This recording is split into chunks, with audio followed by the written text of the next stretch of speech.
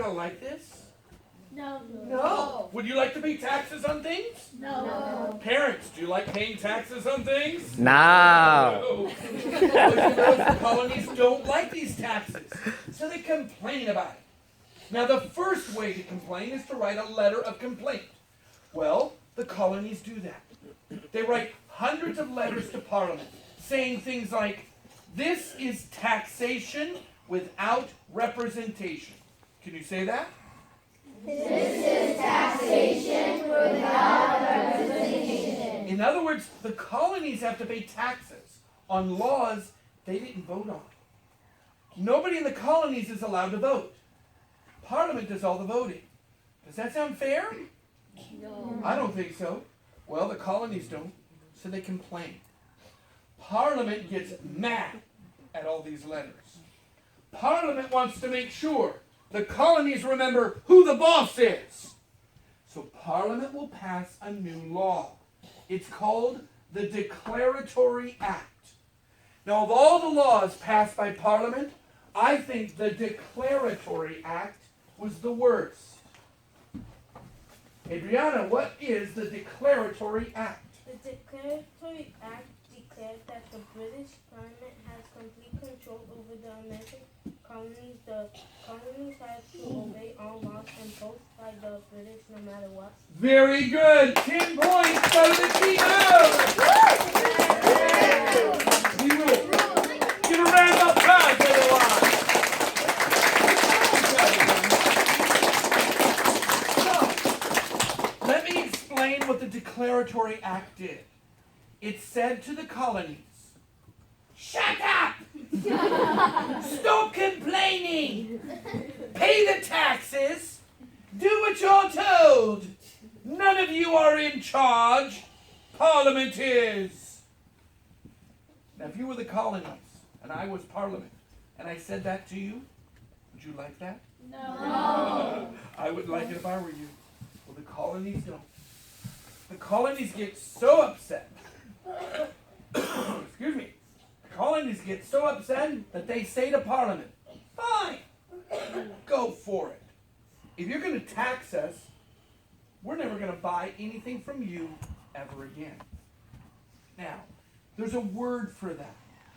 What do you call it when you refuse to buy from a company or country for political reasons? Yes? The word is boycott. The word is boycott. 10 points go to the team of Blue Rebels, and you know it. Give them a round of applause, everyone! So, the colonies decide to boycott England. Everyone say that. Boycott England. They decide they're never going to buy anything from England ever again. Well, right away, they realize there are problems. You see, there's things they have to get from England. What do we do about that? They decide, okay, we'll buy the item from England. But when it gets to the colonies, we're not going to pay the taxes to bring it into the country.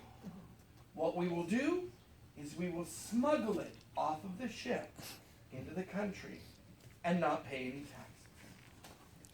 So the colonies begin to smuggle things in. Now, if you smuggle something into a country, are you breaking the law? Yes. The colonies do it anyway, but they're also avoiding paying the taxes. So things are cheaper now. But it's not good for England. Right away, Parliament realizes there's a problem. They used to have this much money coming from the colonies because of taxes. Now they're only getting this much. Why? Because of smugglers. The King of England hears about it and becomes very upset. Now, the King of England was a young man named King George III. King George is going to do everything he can to stop the smugglers, including sending soldiers to America.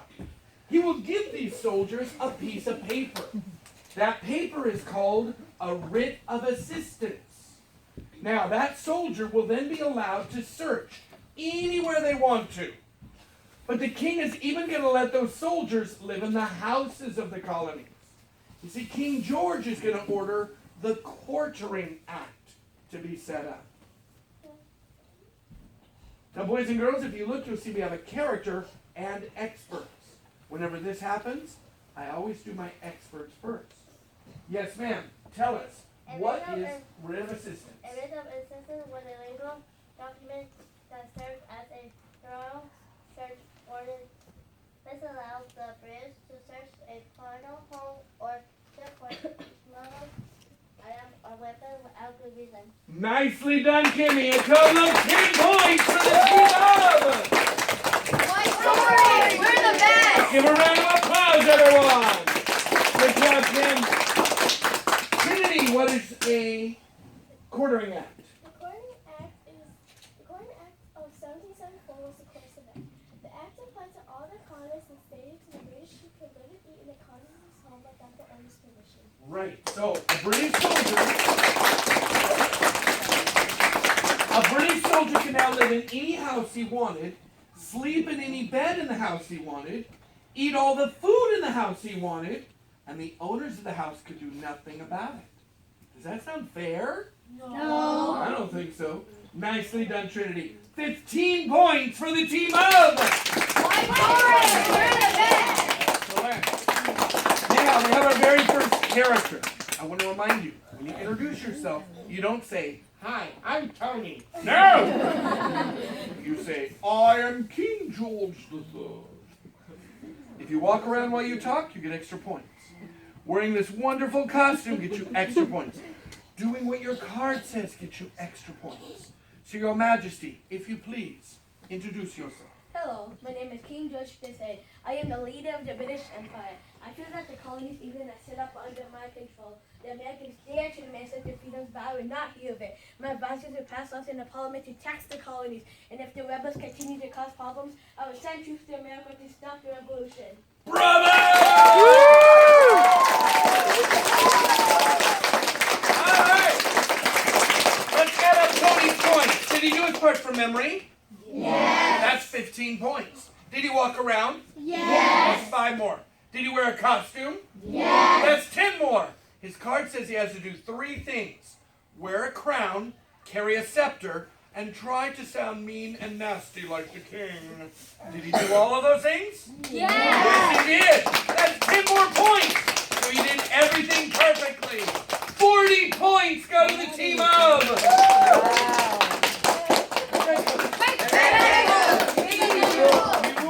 round of applause.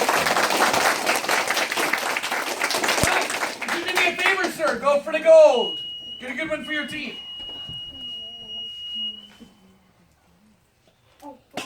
Sure. Look on the end. There's no gold? Oh, I guess I forgot to put one there. Ah, bummer. Give him a round of applause, everyone. So, boys and girls, imagine living in the colonies. You have to pay taxes you never did before. Do you like that, colonists? No. You colonists, you have soldiers living in your houses without your permission. Do you like this? No. You colonists have other soldiers looking through your personal belongings anytime they want to.